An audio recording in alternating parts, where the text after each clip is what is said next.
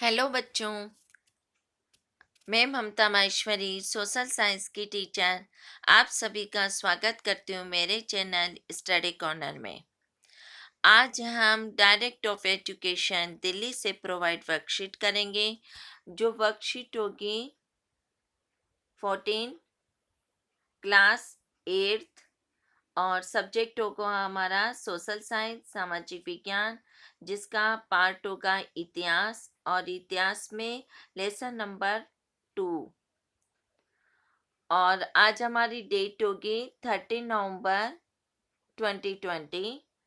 और आज हमारी वीडियो का टॉपिक होगा सर्वोच्चता का दावा और तथा विलय नीति।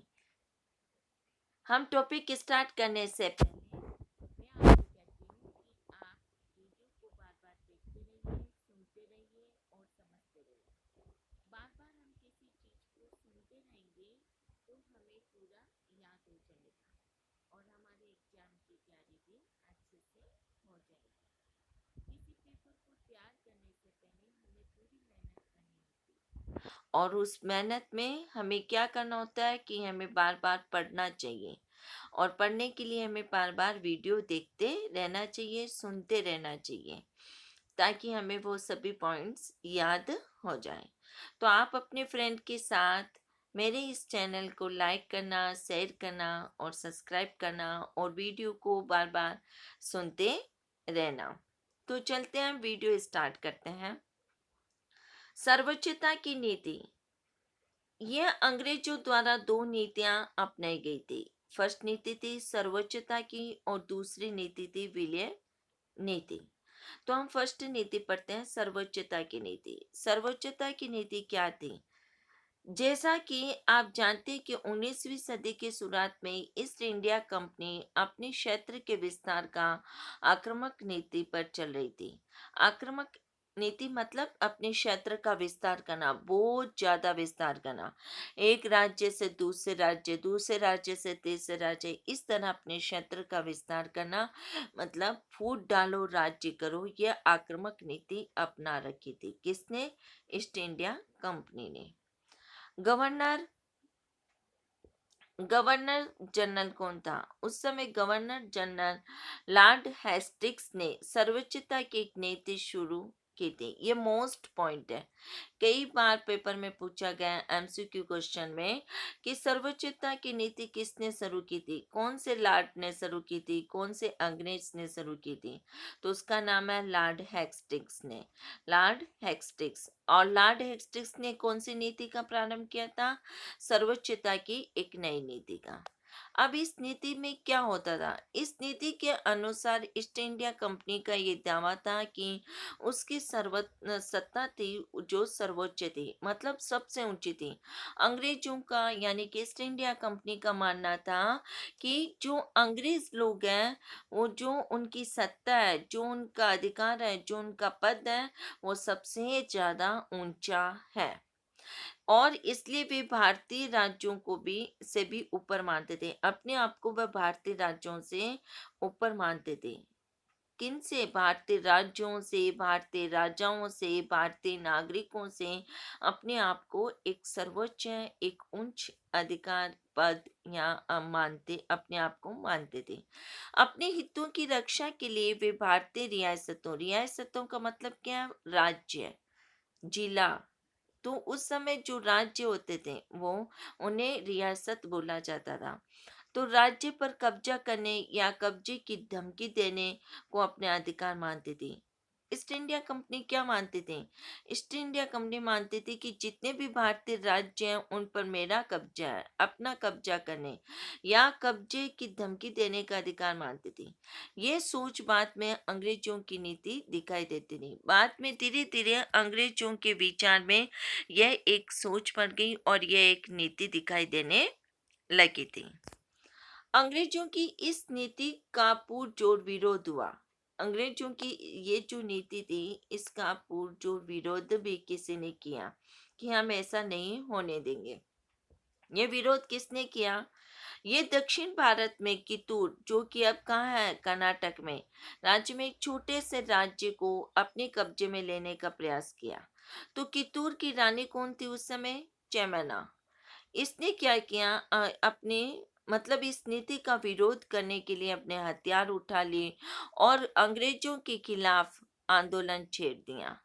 मतलब उसने कहा कि मैं ये सर्वोच्च नीति, जो आपकी ये सोच है कि हम सबसे ऊंचे हैं, हमें सब कुछ आता है, या हम ही भारतीय राजाओं से अच्छे अधिकारी हैं, तो इसका उसने विरोध किया। किसने? रानी चेन्नम्मा ने, जो कित्तूर की रानी थी और जो अभी कर्नाटक में है। तो उसका विरोध उसने किया और अंग्रेजों के खिलाफ आंदोलन छेड़ दिया। अंग्रेजों ने उन्हें गिरफ्तार किया और 1829 में जेल में उनकी मृत्यु हो गई थी। 1824 में तो उसको गिरफ्तार किया और 1829 में उसकी मृत्यु हो गई। लेकिन उसकी एक थी रानी चेमेना के बाद में दूर स्थित संगोली में एक गरीब चौकीदार रायना। ये भी मोस्ट पॉइंट है। रानी चेमेना के बाद में दूसरी कौन थी? चौकीदार रायना थी। उसने ये विरोध जारी रखा। उसने इस सर्वोच्च नीति का जो विरोध था वह जारी रखा और चौतरफा चौतरफा मतलब चारों तरफ समर्थन और सहायता से उन्होंने बहुत सारे ब्रिटिश शिविरों और दस्तावेजों को नष्ट कर दिया। जो भी इस बात को सुनता था वह भी रानी चौकीदार रायना का साथ देते थे और सहायता भी करते थे और ब्रिटिश शिविरों और दस्तावेजों को नष्ट करने में उनका भी हाथ था। आखिरकार उन्होंने भी अंग्रेजों ने आखिरकार उन्हें भी अंग्रेजों ने पकड़कर 1830 में फांसी पर लटका दिया। किसको? रानी रायना को। चौकीदार रायना को भी 1830 में उसने पकड़ लिया और फांसी पर लटका दिया। प्रतिरोध के ऐसे कई उदाहरण भी हैं। इस तरह के बहुत सारे उदाहरण भी हैं जो अंग्रेजों की सर्वोच्चता नीति के विरुद्ध प्रदर्शन किया था। 1830 के दशक के अंत में ईस्ट इंडिया कंपनी रूस के प्रभाव से भी डरी हुई थी। अब ईस्ट इंडिया कंपनी को रूस से भी बहुत डर लग रहा था। क्यों डर लग रहा था? क्योंकि कंपनी को डर था कि कहीं रूस के प्रभाव से पूरे एशिया में फैल कर कि रूस का प्रभाव पूरे एशिया में नहीं फैल जाए और फैलकर उत्तर पश्चिम से भारत को भी अपनी चपेट में न ले लें। उसे डर था कि भारत को कहीं अपनी चपेट में न ले ले। कौन? रूस। और डर किसको था? अंग्रेजों को। अंग्रेजों को इस बात का डर था कि कहीं रूस एशिया में और एशिया में भारत को भी अपनी चपेट में न ले ले। इसी डर के चलते अंग्रेजों ने क्या किया? अब उत्तर पश्चिम भारत पर भी अपना नियंत्रण स्थापित करना चाहते थे। उन्होंने उत्तर पश्चिम भारत पर युद्ध करके और अपना वहां पर भी अपना नियंत्रण स्थापित करना चाहते थे। 1842 में अफगानिस्तान पर, 1843 में सिंध पर और 1849 में पंजाब पर शासन स्थापित कर लिया। धीरे धीरे उन्होंने अफगानिस्तान, सिंध और 1849, ये सभी उत्तर पश्चिम भारत के राज्य हैं और आज भी हैं।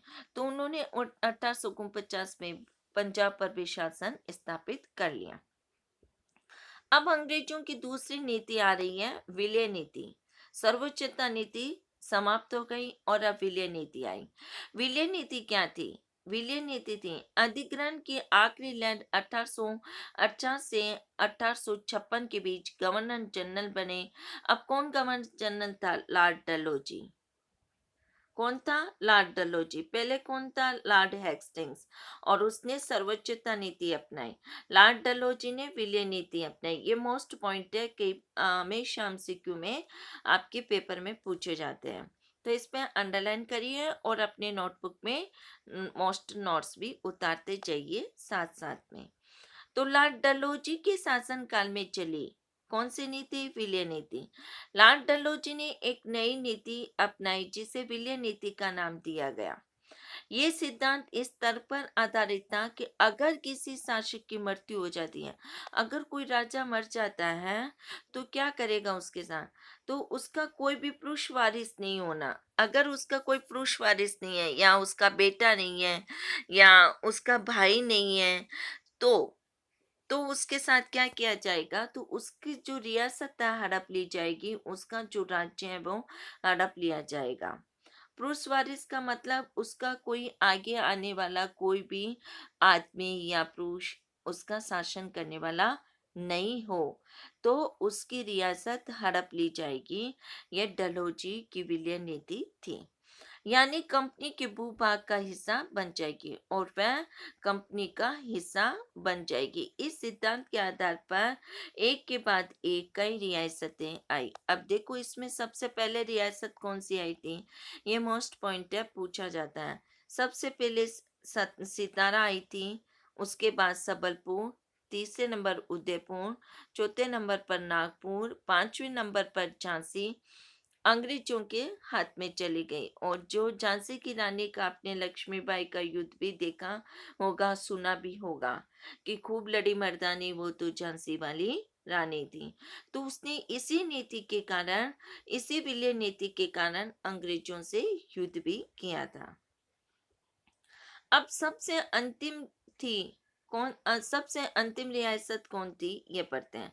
आखिरकार 1856 में कंपनी ने अवध को, सबसे अंतिम थी अवध और सबसे फर्स्ट थी सितारा, सेकंड पर संबलपुर, थर्ड पर उदयपुर, फोर्थ पर नागपुर और फिफ्थ पर झांसी थी। तो सितार अवध को भी अपने नियंत्रण में ले लिया। इस बार अंग्रेजों ने एक नया तर्क दिया। उन्होंने कहा, अब उन्होंने क्या कहना प्रारंभ कर दिया कि उन्होंने कहा कि अवध की जनता को क्या कहा कि आपका जो राजा है, आपका जो नवाब है, आपका जो शासक है, वह कुशासन है। मतलब अच्छे से शासन नहीं चला सकता है। इसलिए उसको आजाद करने के लिए कर्तव्य से बंधे हुए हैं, इसलिए वह अवध पर कब्जा करने को मजबूर है। इसलिए उनको हटाने के लिए उन्होंने अवध पर कब्जा करना पड़ा, वो मजबूर है। अंग्रेज ऐसा बोलते हैं अवध की जनता को कि आपका जो शासक है, आपका जो नवाब है, वह राज्य करने के योग्य नहीं है, इसलिए हम अवध को अपने कब्जे में करने के लिए मजबूर हैं। तो अवध की जनता ने क्या कहा, अपने प्रिय नवाब को जिस तरह से गद्दी से हटाया गया, उसे देखकर लोगों में गुस्सा भड़क उठा और अवध के लोग 1857 के मान विद्रोह में शामिल हो गए। अब अवध के लोग भी 1857 की जो क्रांति थी, 1857 का जो अंग्रेजों के विरुद्ध बिगुल बज उठा था, उसमें भी अवध के लोग शामिल हो गए। तो ये हमने वीडियो का एक्सप्लेन किया है। अब इसके क्वेश्चन आंसर करते हैं। क्वेश्चन नंबर फर्स्ट, सर्वोच्चता की नीति क्या थी? सर्वोच्चता की नीति किसके नेतृत्व में शुरू की गई? तो इसका आंसर होगा,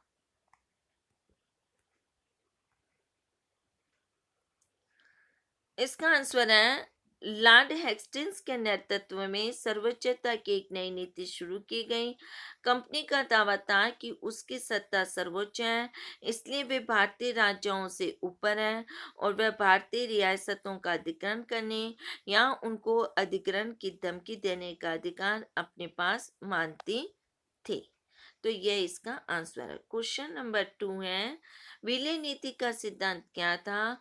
ये सिद्धांत अनैतिक क्यों था? तो इसका आंसर होगा, लॉर्ड डलहौजी ने एक नई नीति अपनाई जिसे विलय नीति का नाम दिया गया। ये सिद्धांत इस पर आधारित था कि अगर किसी शासक की मृत्यु हो जाती है और उसका कोई पुरुष वारिस नहीं है, तो उसकी रियासत यानी कि राज्य हड़प लिया जाएगा, यानी कंपनी के भूभाग का हिस्सा बन जाएगा। क्वेश्चन नंबर 3, सर्वोच्चता की नीति के तहत दक्षिण भारत के किस राज्य पर कब्जा करने का प्रयास किया गया? इसके क्या परिणाम हुए? इसका आंसर होगा, इस नीति के तहत दक्षिण भारत के कित्तूर, जो फिलहाल में कर्नाटक में है, के छोटे से राज्य को कब्जे में लेने का प्रयास किया। तो रानी चेम्मन्ना ने हथियार उठा लिए, जो वहाँ की रानी थी, कहाँ की, कित्तूर की, उठा लिए और अंग्रेजों के खिलाफ आंदोलन छेड़ दिया। Question number 4, east India company रूस के प्रभाव से क्यों डरी हुई थी? तो इसका आंसर होगा, कंपनी को भय था कि कहीं रूस का प्रभाव पूरे एशिया में फैलकर उत्तर पश्चिम से भारत को भी अपने चपेट में न ले ले। इसी डर के चलते अंग्रेज जब उत्तर पश्चिम भारत पर भी अपना नियंत्रण स्थापित करना चाहते थे। अब अंग्रेजों ने उत्तर पश्चिम भारत पर भी अपना नियंत्रण स्थापित करना चाहते थे, जो आगे आपको बताया गया है कि अफगानिस्तान, सिंध और पंजाब पर भी उन्होंने शासन करना प्रारंभ कर दिया। क्वेश्चन नंबर 5, यदि आप कित्तूर के एक नागरिक होते तो कंपनी का विरोध क्यों करते? इसका आंसर होगा सर्वोच्चता नीति के तहत हम कंपनी का विरोध करते हैं। जैसे रानी चेमेना के बाद कित्तूर स्थित संगोली के एक गरीब चौकीदार रायना ने यह प्रतिरोध जारी रखा, जिस कारण उसने समर्थन और सहायता से ब्रिटिश शिविरों और दस्तावेजों को नष्ट कर दिया था। क्वेश्चन नंबर 6, विलय नीति और सर्वोच्चता की नीति अंग्रेजों की किस सोच को दर्शाती है? तो इसका आंसर होगा ये दोनों नीतियां अंग्रेजों को अपने हितों की रक्षा के लिए वे भारतीय रियासतों का अधिग्रहण करने या उनको अधिग्रहण की धमकी देने का अधिकार अपने पास मानती थी। यह सोच अंग्रेजों की नीतियों में दिखाई देती नहीं। तो यह हमने इस वर्कशीट के क्वेश्चन आंसर भी इजी वे में एक्सप्लेन किए गए हैं। उम्मीद है कि आप सभी बच्चे इस वीडियो को बार बार सुनते रहेंगे और अपने फ्रेंड के साथ, अपने मित्रों के साथ शेयर, लाइक और सब्सक्राइब भी करते रहेंगे।